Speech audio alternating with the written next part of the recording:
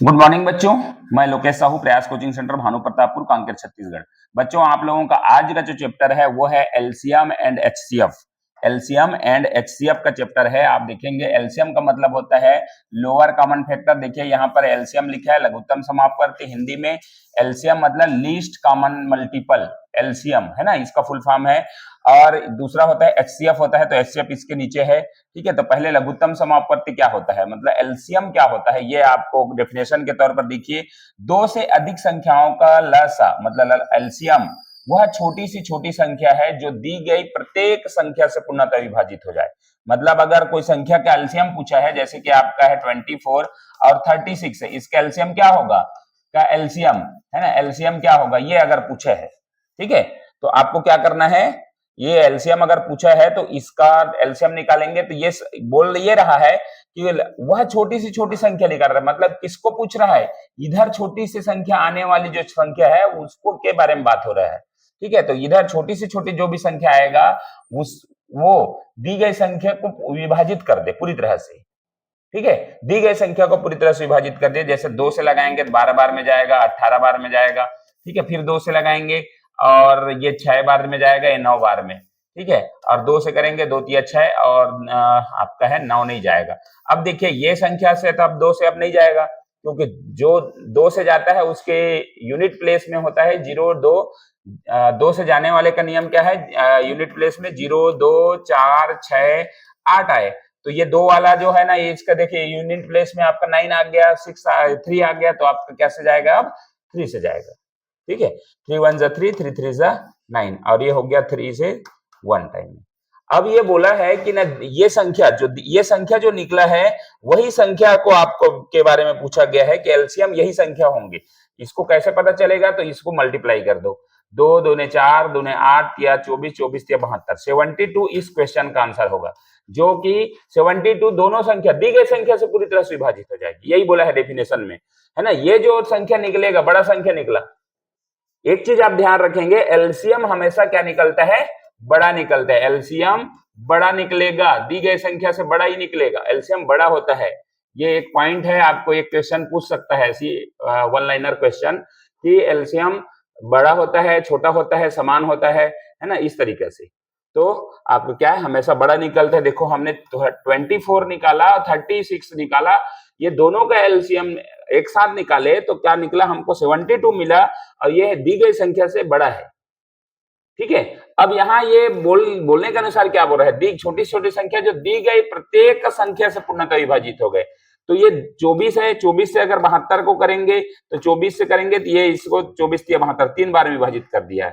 ठीक है, 72 को अगर 36 से अगर लगाएंगे तो ये 2 बार में विभाजित कर दिया। तो वही बोल रहा है कि दी गई संख्या जो संख्या है ना, वो निकलेगा, वो संख्या को पूरी तरह से विभाजित करेगा, तब उसका एलसीएम कहलाएगा।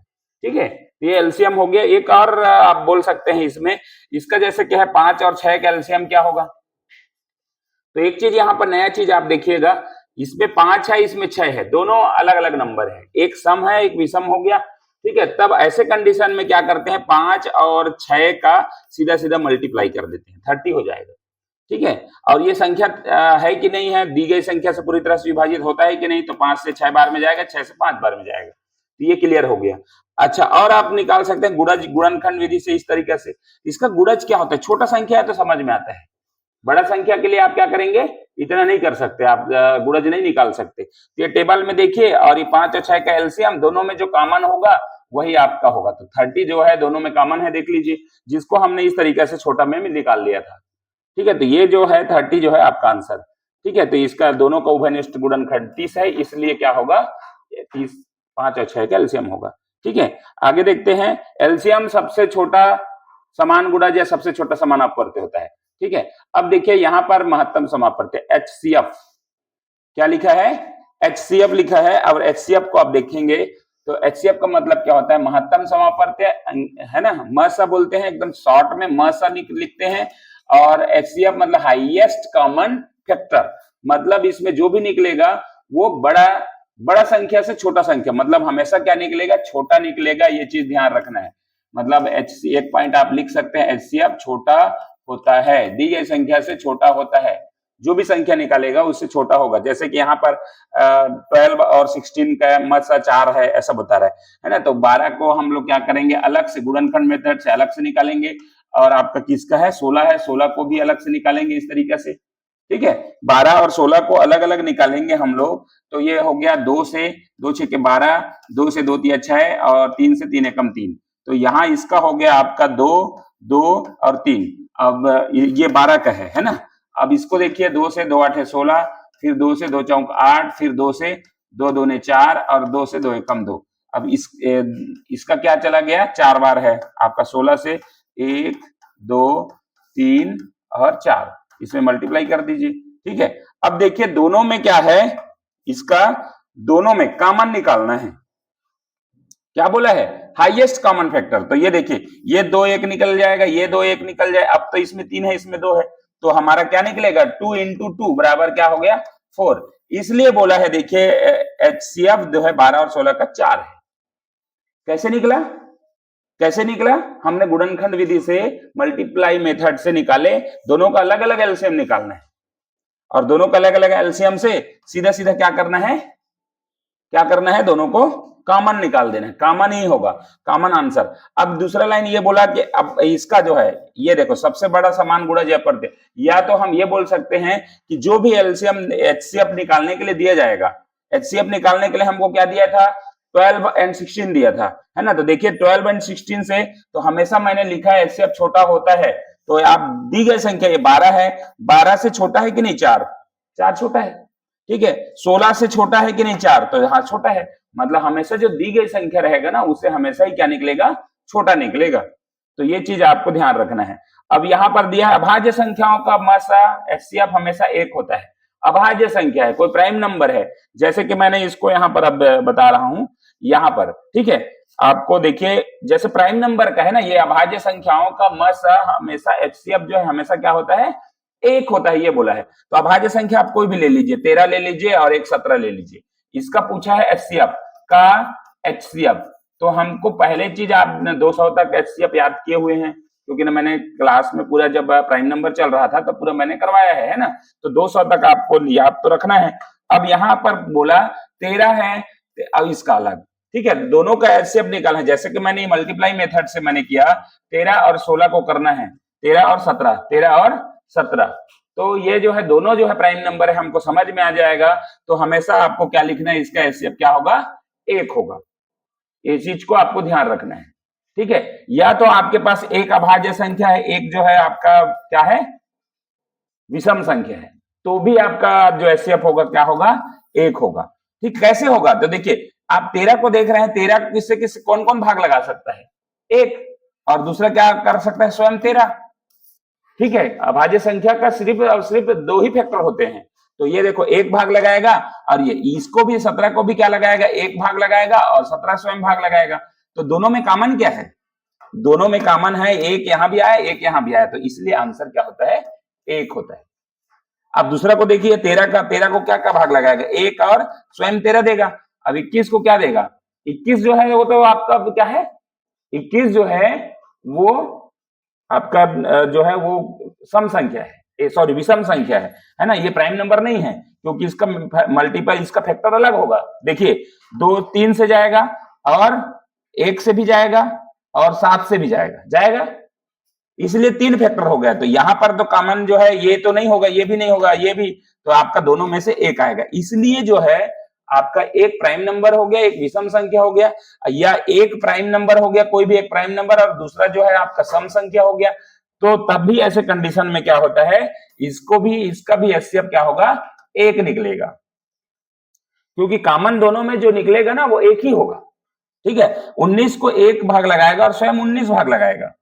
और 24 को अगर करेंगे तो 24 को तो बहुत सारे लोग भाग लगाएंगे, जैसे ऊपर में हमने देखा था, 2 से 12 बार में जाएगा, 2 से 6 बार में जाएगा, 2 से 3 बार में जाएगा, और 3 से 1 बार में, लेकिन 1 भी तो लगाएगा भाग, इसलिए 1 होगा यहाँ पर, उसके बाद 2 2 3 ऐसा होगा। तो ये जो है 1 दोनों में मिलेगा, इसलिए इसका HCF 1 होता है, क्योंकि दोनों में जब कॉमन होगा ना, वही आपका क्या होगा, आंसर होगा। ठीक है, तो इस तरीके से ये HCF और LCM निकालने का एक मेथड और है ना। जो मैं बता रहा हूं एक मेथड आपका जो करने का, ये बहुत जरूरी है, सीख लीजिए इसको, क्योंकि एक मेथड मैंने अभी बताया गुणनखंड, जिससे गुणनखंड मेथड से कॉमन निकालना था। अब एक मेथड मैं एकदम इजी वाला बताता हूं, वो है आपका भाग विधि। क्या है? भाग विधि से आपको क्या निकालना है? भाग विधि एचसीएफ। एचसीएफ निकालने का भाग विधि मैंने यहां पर बताना है, ठीक है। एचसीएफ निकालने का डिवाइड मेथड कैसे निकालते हैं, जैसे कि मैंने अभी 12 और 16 का निकाला था। 12 और 16 का 12 और 16 का एचसीएफ कितना होगा? एचसीएफ बराबर हमने निकाल के दिखाया था, उसमें पीछे में 4 आया है। अब हम इसको डिवाइड मेथड से करके देखते हैं। तो इस डिवाइड मेथड में बनाने के लिए क्या करते हैं, ये 12 है छोटा है, ये 16 बड़ा है, तो 16 को क्या करेंगे? 12 से डिवाइड करेंगे। ये डिवाइड मेथड है, ठीक है। डिवाइड करेंगे, कैसे करेंगे देखिए। अब 12 से जाएगा तो 12 एकम 12, एक बार में जाएगा। कितना बचा? 4 बचा। 4 बचा, रिमाइंडर में 4 बचा। अब आपको दूसरा स्ट्रक्चर ये करना है, इसको जो है सीधा सीधा यहां उतार देना है। ये हो गया आपका 12, जिससे हम भाग लगा रहे थे वो संख्या को यहां उतारना है, ठीक है। अब ये देखो, अगर ये संख्या पूरी तरह से चला जाए 4 या 12, तो 12 जहां पूरा पूरा कट गया वही आपका क्या होता है? एचसीएफ। तो देखो इस मेथड से भी 4 आया, उस मेथड से भी 4 आया, ठीक है। वो संख्या आपको निकालेंगे तो प्रत्येक का एलसीएम निकालना पड़ेगा। जैसे एक बार फिर मैं बता रहा हूं, 12 का मैंने एलसीएम निकाला था, 16 का एलसीएम निकाला था, ऐसे है ना। और दोनों में जो भी आया था, 2 6 12, 2 3 6 और 2 3 3 एकम 3, तो यहाँ पर 2 आया, 2 आया और 3 आया। अब इसमें 2 से करेंगे तो 8, 2 से करेंगे 4, 2 से करेंगे तो 2 और 2 से करेंगे तो 1। इसमें आया था 2 2 और 2 और 2, ठीक है। तो दोनों में क्या, दोनों में मैंने क्या किया था, दोनों में जो था उसको मैंने कॉमन लिया था, ऐसे ये गुणनखंड में था, और दोनों को मल्टीप्लाई कर दिया, तो दोनों में से 1 इंटू 1, तो ये हो गया आपका 4। तो देखिए इस मेथड से भी 4 आया, इस मेथड से भी 4 आया, ठीक है। आगे और प्रैक्टिस के रूप में मैं इसको और करवाऊंगा थोड़ा सा, ठीक है। चलिए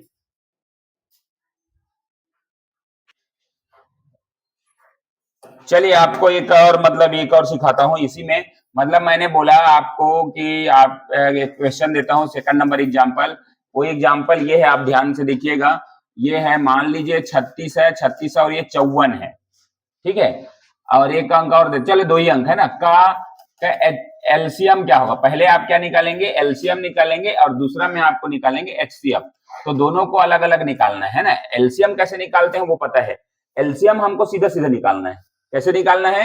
36 हो गया और 54 हो गया, ये दोनों को इस तरीके से निकालेंगे एक बार में। और दूसरा एलसीएम अगर निकालना है तो मैं एचसीएफ निकालना है। अब तो एचसीएफ को आप इसी में, इसको अलग अलग भी करके निकाल सकते हो, वो भी मैं अभी करके दिखाऊंगा, है ना। दोनों को मैं करके दिखाऊंगा, फिर अगला क्वेश्चन आप खुद करेंगे। तो 36 है, दोनों का एलसीएम क्या होगा ये देख लीजिए। तो 2 से जाएगा तो 18 दूनी 36, 27 आ जाएगा इसमें, ठीक है। 2 से करेंगे 9 आ जाएगा और 27 नहीं जाएगा। अब 3 से करेंगे, 3 तिया 9 और 3 निया 27, फिर 3 से 3 एकम 3, 3 तिया 9, फिर 3 से एक बार में, ठीक है। तो अब ये हो गया इसका एलसीएम 2 दूनी 4, इसको मल्टीप्लाई करना है 2 इंटू 2 इंटू 3 इंटू 3 इंटू 3, इसको मल्टीप्लाई करना है। तो आंसर हमारा आ गया 2 दूनी 4, 4 तिया 12, 12 तिया 36, 36 गुणी 3 करेंगे तो 3 6 18, 1 और 3 तिया 9 और 1 10, तो 108 इसका आंसर आ गया। ये था एलसीएम। एलसीएम हमेशा दी गई संख्या से बड़ा होगा, निकलेगा बड़ा आंसर, और ये दी गई संख्या से प्रत्येक से विभाजित होगा, ये मैंने बताया। अब एलसीएम को निकालना है, सॉरी एचसीएफ को निकालना है। अब एचसीएफ को आप ध्यान दीजिए कि कैसे निकाल रहा हूं मैं इसको। एक विधि से आपका गुणनखंड है ना, मैं गुणनखंड पहले कर दे रहा हूं। गुणनखंड में आपको क्या करेंगे, तो सबसे पहले आपको गुणनखंड में आपको देखिए 36 का अलग निकालना है इस तरीके से, और 54 का अलग निकालना है इस तरीके से। अब दोनों को निकाल लीजिए, दोनों को निकालने के बाद जो आएगा कॉमन निकालना है। एक मेथड 2 से 18 बार में जाएगा, 2 से 9 बार में जाएगा, और 3 से 3 बार में, 3 से 1 बार में। यहां पर से दोनों का क्या हो गया, 2 इंटू 2 इंटू 3 इंटू 3, ये हो गया। अब इसका निकालेंगे है ना इसका, तो 2 से 27 बार में जाएगा, और 2 से नहीं जाएगा, 3 से 3 या 27, फिर 3 से 3 तिया 9 और 3 से 3 एकम 3, तो इसका जो आ गया ये 36 का था। अब इसका 27 सॉरी 54 का था, तो ये 2 इंटू 3 इंटू 3 इंटू 3। अब दोनों में कॉमन क्या है ये देखिएगा, तो ये 2 आ गया एक ठो, और एक आ गया है आपका 3 आ गया, और दूसरा भी 3 आ गया, तो यहाँ पर 2 इंटू 3 इंटू 3, बस ये आपका क्या होगा, एचसीएफ होगा। 2 तिया 6 6 2 तिया 6 6 तिया 18 18 आपका क्या हो जाएगा एचसीएफ हो जाएगा। इसका आंसर हो गया एक मेथड से।